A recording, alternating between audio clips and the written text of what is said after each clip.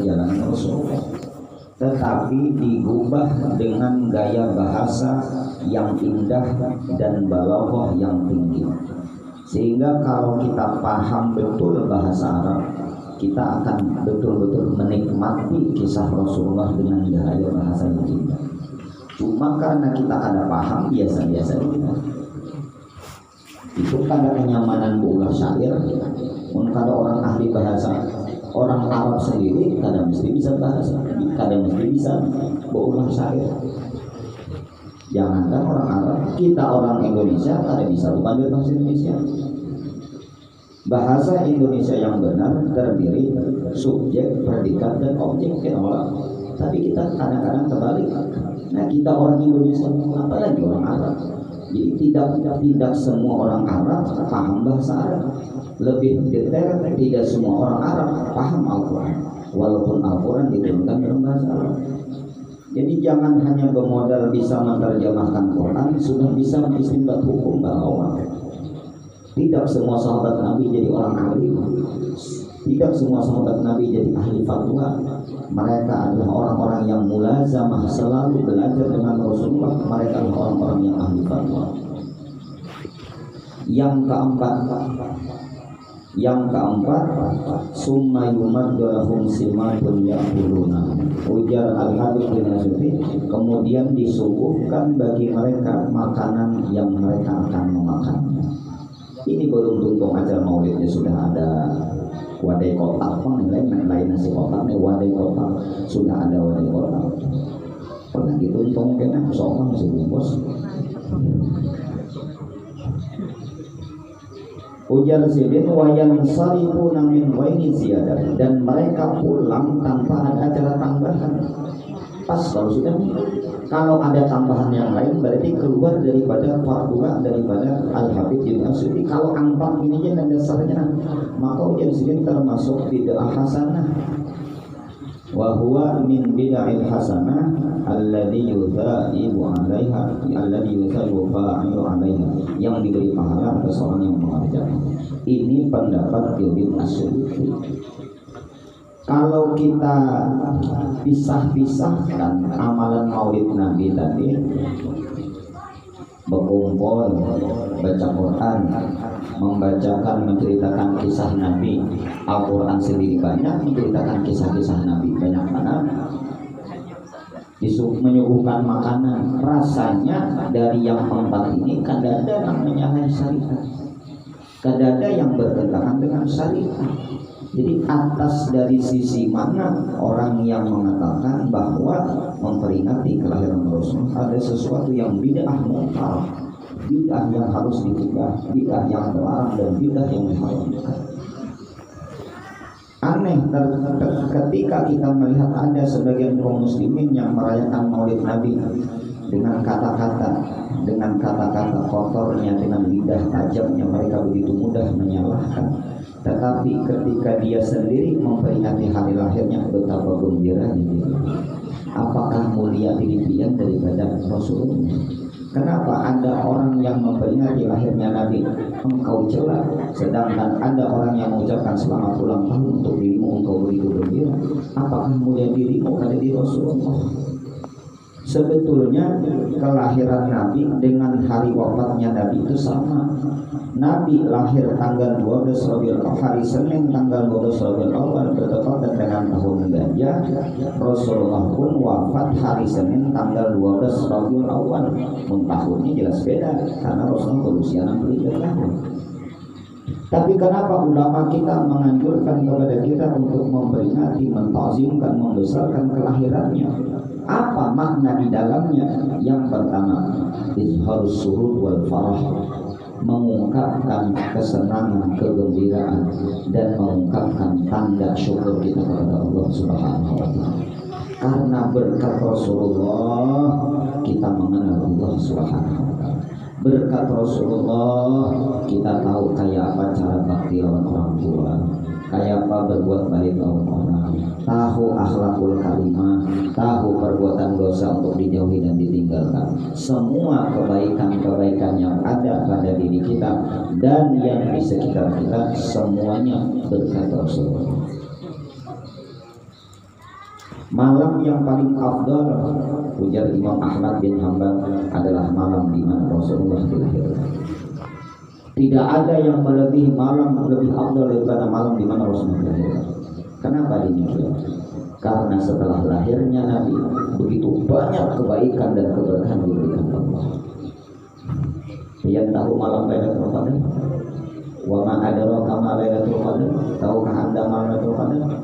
Lailatul Qadri khairum min alfi syahr. Malam Lailatul Qadar, Lailah ya malam, malamnya Lailah jadi terdobel berarti malam Lailatul Qadar berarti malam Qadar. Ngomong bahasa Banjar, malam Lailatul Qadar dobel berarti sama dengan gunung Jabal Nur, ya kan gunungnya Jabal ya Nur. Ngomong bahasa Banjar hebat banget. Selamat hari raya Idul Fitri. Id itu hari raya juga. Jadi selamat hari raya Idul Fitri, selamat hari raya Fitri dua penting. Dua kali jadinya. Aku makan wadai roti ya. Untung pada makan wadai kue nggak wadai kue sama aja. Malam Lailatul Qadar ujar Allah Ta'ala lebih baik daripada 1000 bulan, kurang lebih 83 tahun. Sadarkah kita malam di mana Rasulullah dilahirkan lebih afdal daripada malam Lailatul Qadar? Kenapa ya?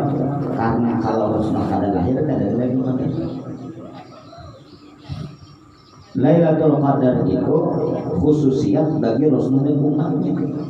Coba pian baca asbabun nuzul surah Al-Qadar. Di antaranya karena Rasulullah merasa iri dengan umat dahulu. Mereka umurnya panjang-panjang, kuat beribadah, artinya pahala banyak. Sedangkan umat akhir zaman umur pendek, badan pun lemah. Allah turunkan Lailatul Qadar, ibadahnya sedikit tapi berdekatan dengan Lailatul Qadar, maka pahalanya lebih baik daripada 1000 bulan. Artinya umat dahulu kan ada Lailatul Qadar, ada Lailatul Qadar kan Rasulullah. Itu kias ngarannya lah, kiasul aula, cuma hubungannya kada paham juga kalau kias.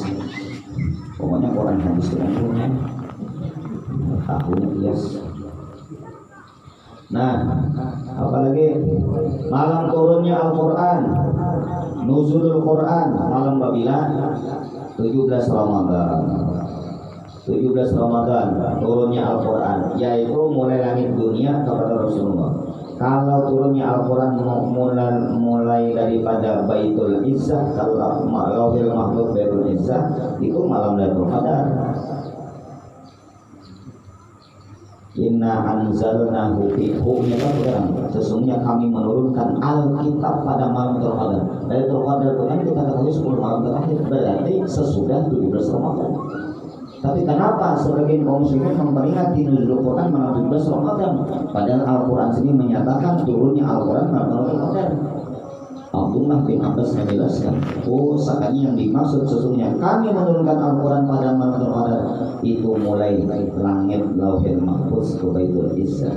Sedangkan 17 Ramadan merujuk kepada malaikat Jibril membawa kepada Rasulullah malam 17 Ramadan. Malam 17 Ramadan tetap lebih afdal mulianya kelahiran Rasulullah. Karena kalau Rasulullah kan ada Quran, Al-Quran mukjizat Rasulullah. Hari Arafah paling afdal. Apalagi kalau hari Arafah bertepatan hari Jumat, disebut dengan Al-Hajjul Akbar. Tahukah Anda Haji Akbar? Tahu ya Ustaz, ya tetangga ulun namanya Haji Akbar. Itu Haji Ahmad Akbar. Haji Akbar yaitu wukuf di Arafah bertepatan hari Jumat. Kenapa jadi afdal? Karena sama wukufnya dengan wukuf Nabi SAW.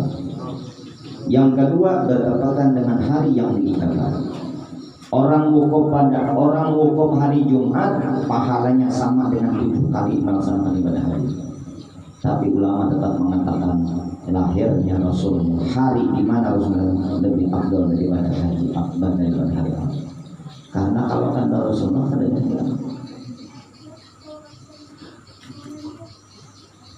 dulu ada umat Nabiullah Isa datang kepada beliau minta doakan supaya Nabiullah Isa memohon kepada Allah agar menurunkan hidangan dari langit. Lalu Nabiullah Isa pun mengangkat kedua tangannya, Rabbana anzil alaina ma'idatan minas sama. Ya Allah, ya Tuhan kami, turunkan atas kami makanan hidangan dari langit. Abdullah bin Abbas menyebutkan dalam tafsirnya, makanan itu berisi 6 buah roti yang honor-honor lengkap dengan lauk pauk. Maka ujar Al-Quran menyatakan takun wa na'idan li awwalina wa akhirina, yang mana di hari turunnya makanan itu kami jadikan hari raya untuk orang-orang pendahulu kami dan orang-orang yang datang di belakang kami. Hari raya turunnya makanan dijadikan hari raya. Hari raya itu hari orang bergembira. Kalaulah turunnya makanan orang menjadikan sebagai hari raya, hari bergembira, apakah kita tidak senang ketika Rasulullah diutus oleh Allah Subhanahu, ketika dizahirkan Allah Subhanahu? Kalau makanan itu memang bila turun makanan, waktu lapar makan nyaman. Cuma sudah kenyang nih, aku pikir apa lagi? Duanya mengkana duit bayar. Tapi turunnya Rasulullah bukan hanya kita bahagia di dunia. Berkat turunnya Rasulullah bukan hanya kita nyaman di dunia, sampai ke negeri akhirat. Jadi turunnya makanan jadikan hadiah, maulah dizahirkannya Rasulullah kada senang kita. Oleh karena itu Allah Ta'ala berfirman dalam Al-Quran, Qul bi fadlillah wa bi rahmatihi fa bidzalika falyafrahu. Katakan wahai kekasihku Muhammad, dengan karunia Allah, tafsirnya ilmu, wa bi rahmati, dengan rahmatnya, yaitu lahirnya Rasulullah.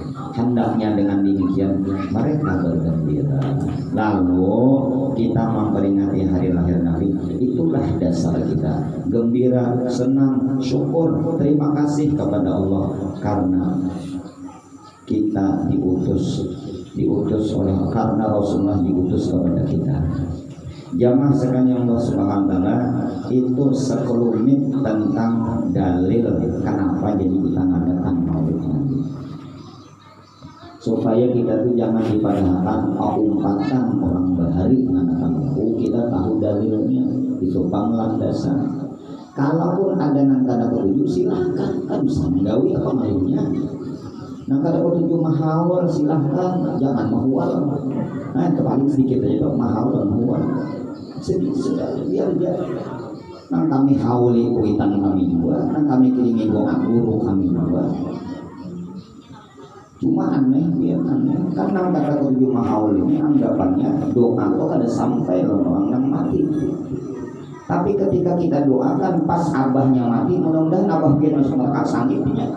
Kan aneh, mau yakin ada sampai apa pasangnya? Kenapa ketika kita doakan mudah-mudahan dapat diterima pahalanya, mudah-mudahan sampai pahalanya, mudah-mudahan dapat rahmat, mudah-mudahan masuk surga, ada sampai. Doakan sebaliknya, mudah-mudahan abah kita masuk neraka sangitnya. Oh berarti sampai. Kayak itu kalau hanya main logika ini namanya. Ya Allah Rabbi. Jadi maksud kita mengadakan Maulid Nabi ini adalah sarana introspeksi dan muhasabah sejauh mana kita dengan Rasulullah SAW. Sebetulnya biar kada kita peringati, kita besarkan dia, Nabi tetap mulia. Walaupun Presiden Perancis menghina, mencela Rasulullah, tetap Rasulullah mulia. Tetap Rasulullah mulia. Cuma jadikan ini introspeksi diri kita.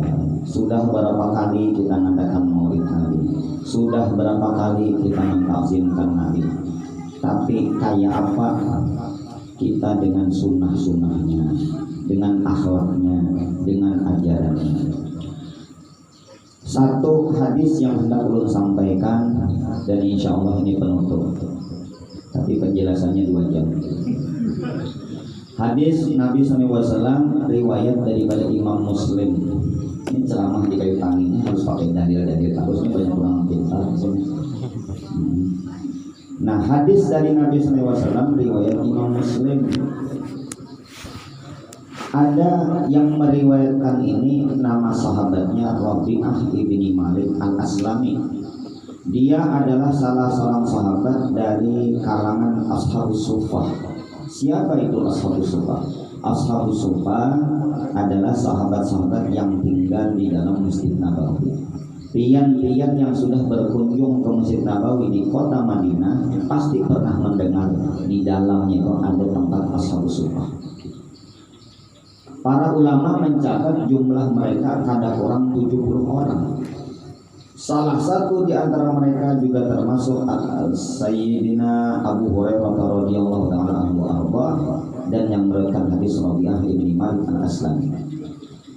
Ashabus Suffah ini kenapa jadi tinggal di dalam Masjid Nabawi? Karena kada berisi rumah, kada berisi tempat tinggal. Bahkan mereka tidak punya kesibukan dunia, tidak punya toko, tidak punya kebun, dan tidak punya pekerjaan yang lain. Apakah mereka pengangguran? Tidak. Mereka sengaja sudah mewakafkan dirinya, waktunya, tenaganya untuk membantu agama. Kita banyak berhutang jasa dengan mereka. Kalau tidak mereka, tidak mungkin sampai agama Allah. Kalau hanya agama, mendakwakan agama sambil-sambilan aja mereka bertungkus lumus sejarah Malaysia dakwah mendakwahkan. Siap terus di mana Rasulullah mengantar, siap terus karena tidak terikat dengan kesibukan dunia. Maka suatu ketika Rabi'ah ibni Malik ini membantu melayani Rasulullah memanggilnya.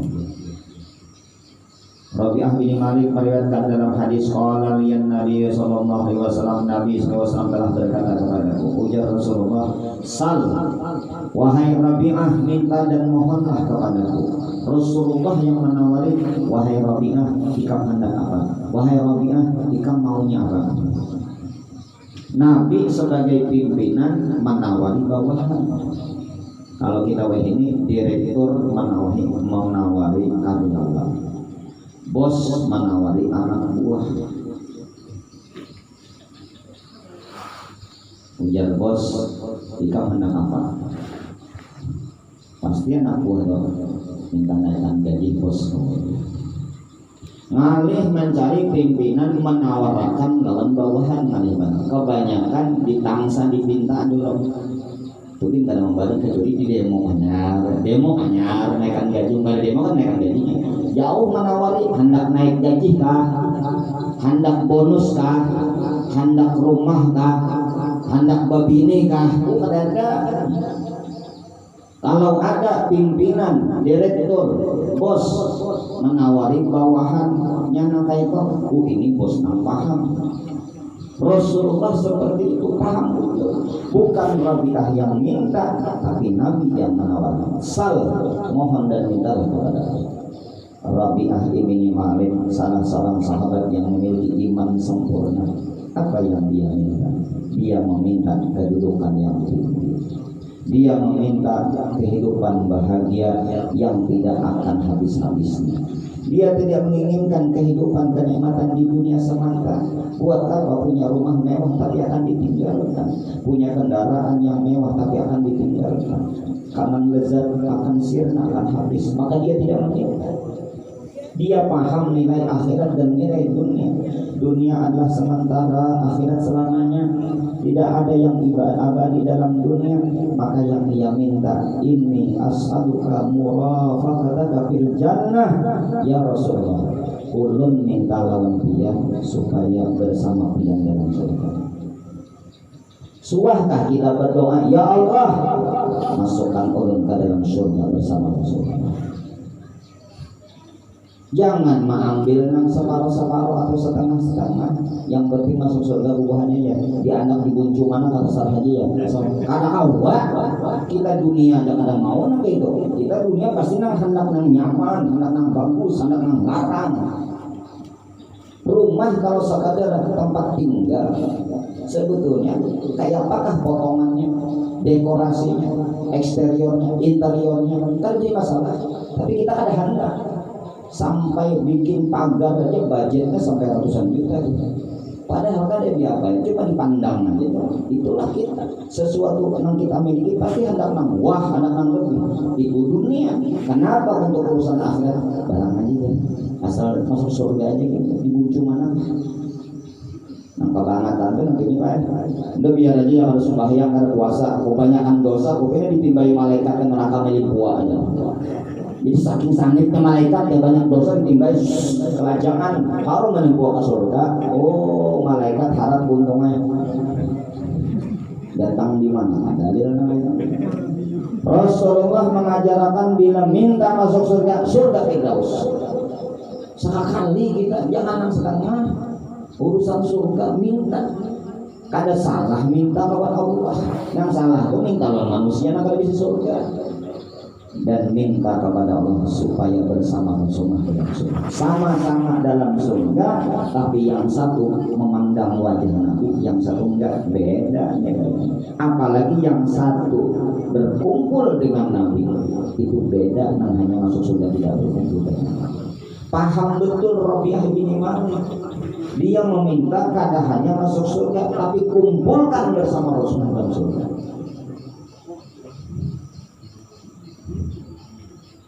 Padahal Rabi'ah tadi kada berisi apa-apa. Kalau kita nih di waktu kita kada berisi apa-apa, pas mumpung ada yang menawari, pasti kita meminta apa yang dulu kita miliki. Rumah kada berisi, mobil kada berisi, babi ini balong. Ada yang menawari. Apa permintaanmu ujar jin dalam botol keluar? Apa permintaanmu? 3 aja. Jin, yang pertama rumah mewah.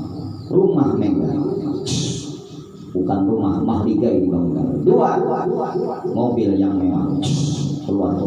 1 istri yang cantik. Selesai.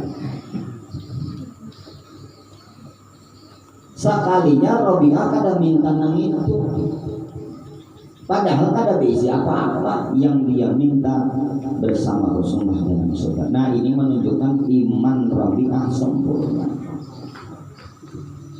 Dunia sementara paling lawas nyamannya kita di dunia 60-70 tahun. Paling lawas sakitnya kita di dunia 60-70 tahun. Dunia bukanlah tempat tinggal orang hidup.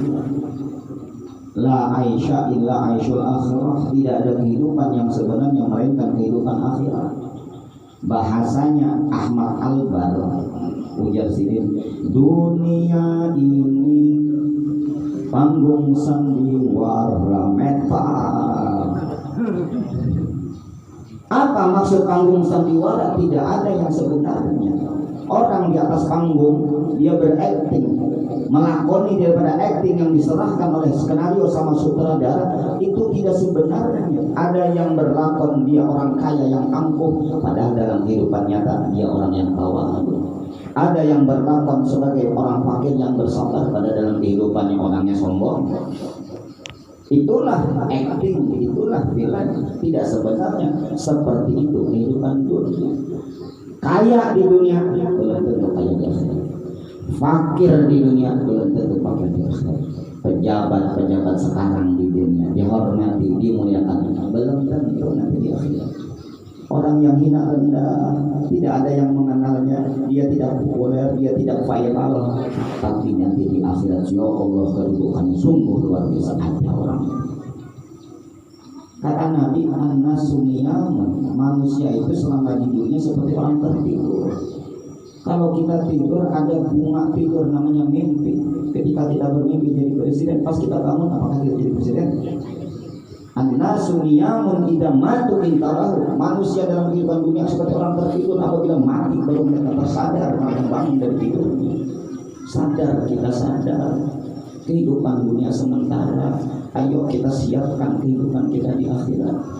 Tapi bukan berarti kita ada perlu dalam dunia, tapi jadikanlah dunia mempercepat jalan kita menuju Allah Subhanahu wa Ta'ala. Di dalam Muqaddimah Riyadhus Shalihin, Al-Imam An-Nawawi mengatakan, inna lillahi ibadan qurana talqu dunya wa faqul biha. Sesungguhnya Allah memiliki hamba-hambanya yang cerdas. Mereka takutan dunia dan menceraikan dunia. nazaru fiha falamma alimu, mereka melihat ma'itihi mengamatihu, mengetahui anha laisa bihayyin watan, sekalinya dunia bukanlah tempat tinggal bagi orang hidup. Ja'alu fiha, mereka menjadikan padanya lujatan seperti ombak, seperti lautan. Salihal a'mali fiha subuna, dan menjadikan amal saleh sebagai kapal. Ayo apa yang kita miliki jadikan mempercepat kita sampai kepada Allah. Jangan jadikan kesibukan kita, pekerjaan kita, profesi kita, jabatan kita, harta kita memperlambat sampai kita kepada Allah. Maka Rasulullah menawari lagi, wahai Rabi'ah, adakah lagi tambahannya? Subhanallah, baik benar Rasulullah sudah minta supaya bersamanya dalam surga, ditakoni pulang hendak apapun. Huwa dzaka ya Rasulullah, cukup itu aja udah Rabi'ah, karena itu derajat yang paling tinggi. Lalu Nabi memberi amalan. Nah, ini amalan puncak ceramah kita, amalan supaya bersama Rasulullah dalam surga. Jadi Nabi kada cukup hanya mendoakan, tapi menjulungi sebab, karena dunia adalah tempat daripada sebab. Rasulullah memang kayak itu bila diminta, bila dapat minta doakan, pasti Nabi mendoakan dan menjulungi sebab. Dulu ada sahabat yang fakir, bila tuntung sembahyang boleh ke rumah, tuntung sembahyang berbayar tuntung salam boleh ke rumah, berbayar tuntung salam boleh ke rumah. Oh, sekalinya bini di rumah menghadang baju pakai sembahyang bergantian saking fakir. Lalu nang bini meminta lakiku, jaga pian kau minta doakan Allah supaya kehidupan kita nyaman. Di desa-desa akhirnya mau. Nabi pun di desa-desa akhirnya mau. Tapi Rasul tidak hanya mendoakan supaya kehidupannya tambah lebih baik. Setelah didoakan Nabi, diberi kambing betina yang Nabi gunting. Nah, hebat Rasulullah. Didoakan itu. Makanya ini orang alim nyaman gitu. Guru doakan orang sugih guru. Nah, aku doakan mudah-mudahan kamu sugih. Nah, kunci toko pakai kamu jualan. Kuncinya jalan.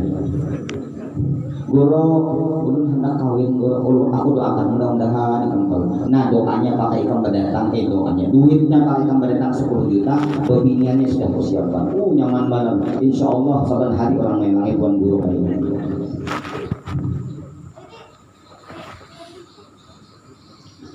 Apa amalan yang dikasih Nabi kepada Rabi'ah ibni Malik? Ujar Rasulullah, "A'inni ala nafsika bikasratis sujud." Wahai Rabi'ah, tolong aku, bantu aku agar Allah memperkenankan kehendakmu dengan engkau memperbanyak sujud. Memperbanyak sujud sekali amalnya. Kita singkati apa yang dimaksud dengan memperbanyak sujud di sini. Al-Hafidh Ibnu Hajar menulis dalam kitab Bulughul Maram. Bulughul Maram, syarah kitabnya banyak. Ada Subul Salam, ada Ibanatul Ahkam, ada Fathul Anam, banyak banget syarah hadis ini. Sebab bila membaca hadis aja bisa salah paham, jadi harus membaca penjelasan para ulama. Beliau menyebutkan hadis ini di awal-awal babut tatawwu, bab menyatakan tentang sembahyang sunnah, sehingga dapat dipahami yang dimaksud Nabi dengan engkau memperbanyak sujud artinya banyak-banyak kita mengerjakan sembahyang sunnah. Kalau pesan Nabi memperbanyak sembahyang sunnah, artinya sembahyang fardu sudah dijaga, sudah istiqomah. Sembahyang sunat, ayo kita rajin sembahyang sunat, baik yang rawatib maupun ghairul rawatib, yang muakkad maupun ghairul muakkad. Jumlahnya sabarataan sembahyang sunat rawatib yang muakkad ghairul muakkad ada 22 rakaat. 2 rakaat sebelum subuh, 4 rakaat sebelum zuhur, 4 rakaat sesudahnya, 4 rakaat sebelum asar, 2 rakaat sebelum maghrib, 2 rakaat sesudahnya, 2 rakaat sebelum isya, 2 rakaat sesudah isya. Jumatan diganti dengan zuhur. Kalau orang sembahyang Jumat maka ada qobliyah. Nang kada hendak ke qobliyah silahkan. Pian juga ada manggawi, jangan mencamuhi orang nang manggawi qobliyah Jumatan. Ini nang manggawi qobliyah Jumatan dikabuti juga. Qobliyah Jumat kan ada, qobliyah maghrib ada, berdasarkan keumuman hadis. Ujar Nabi, bainal adzan wal iqamah salatun liman syaa. Antara adzan dan iqamah ada sembahyang sunat bagi siapa yang hendak. Jumlahnya 22 rakaat. Kalau kita jelaskan fadilah keutamaannya tambah panjang ceramah kita, kalau saya jelaskan. Yang kedua, yang ghairu rawatib, isra, sembahyang sunat isra, dijaga sama hari. Yang kedua, sembahyang sunat duha, paling banyak 12 rakaat, paling afdal 8 rakaat, paling sedikit 2 rakaat. Ngaku cinta kepada Nabi, ayo hidupkan sunnah-sunnah sembahyang dalam kehidupan kita. Yang ketiga, sembahyang sunat witir, paling sedikit 1 rakaat, paling banyak 11 rakaat.